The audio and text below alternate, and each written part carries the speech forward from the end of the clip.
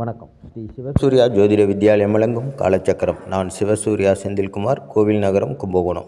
இந்த பதிவு மீனராசி நேயர்களுக்காக. மீனராசி நேயர்கள் அனைவருக்கும் வணக்கம்.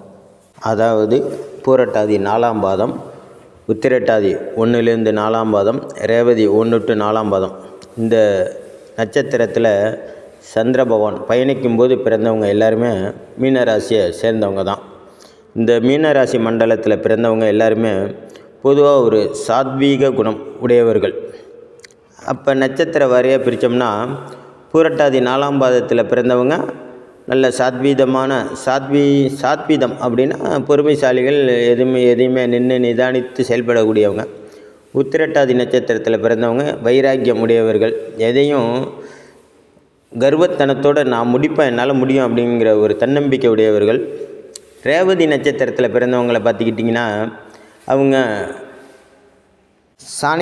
சாணக்கியத்தனம், அதாவது சாணக்கியத்தனம் நிறைந்தவர்கள், அறிவோடும் ஆற்றலோடும் செயல்படக்கூடியவர்கள். ரேவதி நட்சத்திரத்தில் பிறந்தவங்க அவங்க ரொம்ப பதுமையாக இருப்பாங்க. பொதுவாக அந்த மீனராசி மண்டலத்தில் ரேவதி நட்சத்திரத்தில் யார் பிறந்தாலும் அவங்க தெய்வீக குணமுடையவர்கள் அப்படின்னு சொல்லலாம். அவங்க நல்ல ராசியானவங்க கூட, நல்ல படிப்பாற்றலும் அறிவாற்றலும் இருக்கும். சரி, நம்ம இப்போ அதுக்குள்ளே போனால் ராசி காலச்சக்கரத்தில் மீன ராசிக்கு காலச்சக்கரம் எப்படி சொல்லுது அப்படிங்கிறத பார்ப்போம். மீன ராசியை பொறுத்த வரைக்கும் கடந்த 2 வருஷமாக கடுமையான பண உளைச்சல், பணத்தட்டுப்பாடு, தொட்டது எதுவுமே துலங்காமல் போனது, விரைய செலவு, வெட்டி செலவு, வெட்டி அலைச்சல், இப்படி மனசுக்கு நெருடலான சம்பவத்தையே சந்தித்து வந்திருப்பீங்க. உதாரணமாக சொல்லணுன்னா பாலைவனத்தில் நீரை தேடின ஒரு ஜாதகர் தான் அந்த மீனராசிக்காரங்கள்லாம். பாலைவனத்தில் கொண்டு விட்டால் அவங்களுக்கு தண்ணி தாகம் அடிச்சுன்னா என்ன பண்ணுவாங்க? அதே நிலைமை தான். பாலைவனத்திலே தானே சுற்றி வர முடியும். அது மாதிரி பாலைவனத்தில் நீரை தேடிய ஜாதக அமைப்புடையவர்கள் தான் அந்த மீனராசிக்காரர்கள். கடந்த 2 வருட காலமாகவும் அவங்களுடைய காலச்சக்கரத்தில் இப்போதைக்கு எப்படி அந்த சக்கரம் சொல்லலுதுன்னு பார்த்திங்கன்னா, காலச்சக்கரத்துக்கு 12 குரு பகவான் தன்னோட ராசியான மீன ராசிக்கு 4ஆம் இடத்துல வக்ரகதியில் இருக்கிறாரு. இதனுடைய காரணமாக விரைய செலவு, அவமானம், அலைச்சல், 1க்கு 2 முறை, 2க்கு 3 முறை, 3க்கு 4 முறை எது ஒன்றுமே செஞ்சு அழுத்து போகிறது, வெட்டித்தனமாக எதையாச்சும் செலவு பண்ணுறது, விரைய செலவு, இந்த மாதிரி தேவையில்லாத செலவுகளும் பிரச்சனைகளையும் சந்திக்க வேண்டிய ஒரு சூழ்நிலையாக இருக்குது. ராசிநாதன் ராசிக்கு 4ஆம் இடத்துல மிதுனத்தில் இருக்கிறாரு. அவர் கூடைய சந்திர பகவான் உட்காந்து குருச்சந்திர யோகத்தில் ராசிக்கு 5 4ல் இருக்கார். அடுத்தது இன்னொரு 2 நாளில் நாளைக்கு வந்துடுவார் 5ஆம் இடத்துக்கு. 5ஆம் இடத்துக்கு வந்தோன்னா அந்த ஒரு 2 நாள் இந்த மீன ராசிக்கு கொஞ்சம் சிறப்பான செய்திகளும் சிறப்பான சுப விரயங்களும் நல்ல நேரமும் இந்த 2 நாள் நடைபெறும். அதுபோல் இந்த மீன ராசிக்கு 5ஆம் அதிபதி அப்படின்னு சொல்லக்கூடிய சந்திர பகவான் எப்பெல்லாம் ராசிக்கு வந்தாலும் நன்மை செய்வார். ராசிக்கு 5ஆம் இடத்துல கடகத்தில் ஆட்சி பலம் பெற்று அவர் சுபச்சந்திரனாக, அதாவது வளர்பிறை சந்திரனாக இருக்கும் பட்சத்தில் நன்மைகளை செய்வார். தேய்பிறை சந்திரனாக இருக்கும்போது உங்களுக்கு நன்மைகளை செய்ய மாட்டார். ஏன்னா மீனத்துக்கு அவர் 5ஆம் அதிபதியாக வர்றாரு. அதனால் அவர் நன்மைகளை செய்ய கடமைப்பட்டவர், செஞ்சே ஆகணும். சரி, இப்போ மாத துவக்கத்தில் குருச்சந்திர யோகத்தில் குரு பகவானோடு இணைஞ்சு ராசிக்கு 4ஆம் இடத்துல இருந்து 10ஆம் வீட்டை பார்க்குறாரு. ராசிக்கு 10ஆம் வீட்டை பார்க்குறாரு. அந்த 10ஆம் இடத்துல யாராக இருக்காங்கன்னு பார்த்தீங்கன்னா 4 7 இருக்கார் 10ஆம் இடத்துல. அதே போல் 10ஆம் இடத்துல 3 8 இருக்கார். 10ஆம் இடத்துல 6 இருக்கார். அதை விட ஒரு சிறப்பான செய்தி என்னென்னா 10ஆம் இடத்துல 2 9 இருக்கார். தனம், வாக்கு, வித்தை, குடும்பம்னு சொல்லக்கூடிய செவ்வாய் பகவான் பாக்கியத்துக்கும் அதிபதியான செவ்வாய் பகவான் 10ஆம் இடத்துல இருக்கிறாரு தனுசில்.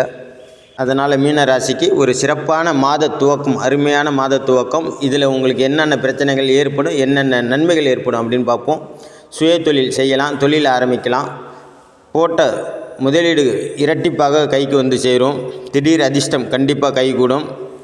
சொல்லில் ஒரு தூய்மை இருக்கும், செயலில் ஒரு நேர்மை இருக்கும், சிந்தனையில் ஒரு புதுமை இருக்கும், எதிலையும் வெற்றி வகை சுடணுன்ற ஒரு எண்ணம் இருக்கும், எப்படியாச்சும் வாழ்க்கையில் முன்னேறணும் அப்படிங்கிற ஒரு துடிப்பு இருக்கும்.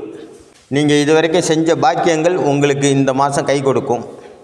பூர்வ புண்ணியாதிபதி 5ஆம் அதிபதி 5ஆம் இடத்துக்கு வர இருப்பதனால் நீங்கள் இதுவரைக்கும் செய்த பூர்வ புண்ணியங்கள் உங்களுக்கு கை கொடுக்கும். இந்த மாதத்தில் ராசிநாதன் குரு பகவான் 10ஆம் இடத்தை பார்க்குறதுனால பதவி முன்னேற்றம் ஏற்படும். பதவியில் ஒரு முன்னேற்றம் ஏற்படும். பதவி ஏற்பு விழா கூட சில பேருக்கு ஏற்படும். புது பதவிகள் தேடி வரும். பதவினால் பண உயர்வு ஏற்படும். பண தட்டுப்பாடு இல்லாத ஒரு சூழ்நிலை ஏற்படும். வேலைவாய்ப்பு இல்லாதவங்களுக்கு வேலைவாய்ப்பு ஏற்படும். கடனை அடைக்கலாம். கொடுத்த கடன் தானாகவே வரும். இப்படி பல சிறப்பான மாதம்னு இந்த மாதத்தை சொல்லலாம். மீனராசிக்காரர்களுக்கு இந்த மாதம் ரொம்ப சிறப்பான மாதம்தான். அதாவது மார்கழி மாதம். நான் சொல்கிறது எல்லாமே தமிழ் மாதம்தான். அதே போல் உங்களுக்கு ராசி அதிபதி 4ல் இருக்கார். 5 கூடையவரும் இன்னைய வரைக்கும் 4ல் இருக்கார். நாளை முதல் 5ஆம் இடத்துக்கு விடுவார். இந்த கேது பகவான் மட்டும்தான் உங்களுக்கு கொஞ்சம் இடைஞ்சலை உண்டு பண்ணுறாரு. 10ஆம் இடத்துல 4 கிரகங்கள் கூட்டணியில் இருக்கிறாங்க. அவங்களால உங்களுக்கு 70% நன்மையும் 30% தீமையும் நடைபெறும். அந்த 10ஆம் இடத்துல உட்காந்த முக்கியமான பொறுப்பாளிகள் யாருன்னு பார்த்தீங்கன்னா சூரிய பகவான். கண்டிப்பாக உங்களுக்கு அரசு சார்ந்த விஷயத்தில் வெற்றியை கொடுப்பார். அரசு பரீட்சை எழுதினீங்கன்னா கண்டிப்பாக தேர்வில் வெற்றி பெறலாம். அரசு சார்ந்த விஷயத்தில் நீங்கள் முனைப்போடு செயல்பட்டிங்கன்னா கண்டிப்பாக வெற்றி உங்களை தேடி வரும். செயல் வீரம்னு சொல்லக்கூடிய செவ்வாய் பகவான் 10ல், அதாவது உங்களுக்கு 2-9 கூடிய செவ்வாய் பகவான் 10ல் தன்னோட நண்பர் வீட்டில் உட்காந்துருக்காரு. அதனால் நீங்கள் எந்த செயல் செஞ்சாலும் கண்டிப்பாக வெற்றி அடையலாம். ஊர் விட்டு ஊர் போகிறதுக்கு வாய்ப்பு இருக்குது. தொழில் ரீதியாக மாற்றங்கள் ஏற்படும். ஏற்றங்களும் ஏற்படும். வேலை மாற்றம் ஏற்படும். ஊதிய உயர்வு ஏற்படும். ப்ரொமோஷன் ஏற்படும். சில பேர் உங்களை பார்த்து மூக்கு மேலே விரல வைக்கிற மாதிரி இவனுக்கா இந்த மாதிரி ஒரு யோகம் கிடைச்சிருக்கு அப்படிங்கிற மாதிரி யோகங்கள்லாம் ஏற்படும். திடீர் அதிர்ஷ்டம் ஏற்படும். 12ஆம் இடத்துல சனி பகவான் ராகு பகவானோடு இணைஞ்சி இருக்கிறதுனால கண்டிப்பாக உங்களுக்கு மன உளைச்சல் உண்டு. சின்ன சின்ன விபத்துக்கள் உண்டு. தூக்கமின்மை கண்டிப்பாக உண்டு. எரிச்சல், எதிரிகள் தொந்தரவு, எரிச்சல் இதெல்லாம் உண்டு. வெளிநாடு செல்லும் யோகம் கைகூடி வந்து விட்டது உங்களுக்கு. இது வரைக்கும் வெளிநாடு செல்லாதவங்க கண்டிப்பாக இந்த சனி பயிற்சியில் வெளிநாடு போயிட்டு வந்துடுவீங்க. வெளிநாடுக்கு முயற்சி செய்கிறவங்க கண்டிப்பாக அதுக்கான ஏற்றத்தையும் மாற்றத்தையும் உணர போகிறீங்க. கண்டிப்பாக வெளிநாடு பயணம் கடல் கடந்து போக போகிறீங்க.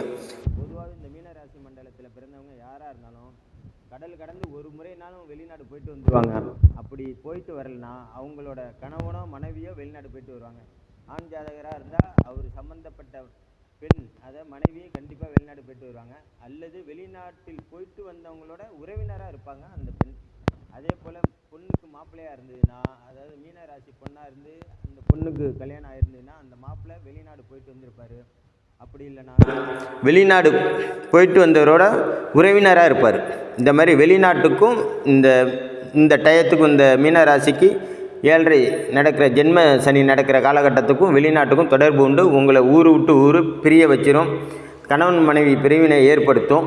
இது வரைக்கும் ஏற்படுத்தலைன்னா கண்டிப்பாக இப்போ ஏற்படுத்தும் கணவன் மனைவி பிரச்சனையை. அதை நீங்கள் செய்கிற உங்களோட பூர்வ புண்ணியத்தை பொறுத்து அது நல்ல விதமாகவும் போகலாம், கெட்ட விதமாகவும் போகலாம். கணவன் மனைவிக்குள்ளே கண்டிப்பாக மனக்கசப்பு உண்டு. வயதில் மூத்தவருக்கு வீட்டில் இருந்தால் கொஞ்சம் தொந்தரவு உண்டு. உடல் ரீதியாக தொந்தரவு உண்டு. குழந்தைங்களால் உங்களுக்கு கெட்ட பேர் உண்டு. மற்றபடி உங்களுக்கு கடின உழைப்பால் நீங்கள் உயர போகிறீங்க. உங்களுக்கு இப்போதைக்கு ஒரே பரிகாரம் பார்த்திங்கன்னா உழைப்பு. அது உள்நாடோ வெளிநாடோ உள்ளூரோ வெளியூரோ வெளி மாநிலமோ கண்டிப்பாக நீங்கள் வீட்டை விட்டு ஒரு 10 அடி தள்ளியே தான் வேலை பார்க்க போகிறீங்க. உங்களோட முயற்சி முன்னேற்றத்தை கொடுக்கும். வீட்டில் உங்களை படுக்க போட்டுச்சுன்னா படுத்தவனுக்கு பாயே பகைங்கிற மாதிரி உங்களுக்கு பாய் தான் பகையாக போயிடும். படுத்தே இருந்தீங்கன்னா நோய் நொடி கண்டிப்பாக உங்களை தொட்டுறதுக்கு வாய்ப்பு இருக்குது. நீங்கள் இப்போதைக்கு உடலை ஆரோக்கியமாக வச்சுக்கணும். கண்டிப்பாக நுரையீரல் சம்மந்தப்பட்ட பிரச்சனை, சளி சம்மந்தப்பட்ட பிரச்சனை, வீசிங் பிரச்சனை ஏற்படுறதுக்கு 90% வாய்ப்பு இருக்குது. மருத்துவரை அணுகி உங்கள் உடம்பை அப்பப்போ செக் பண்ணிக்கங்க.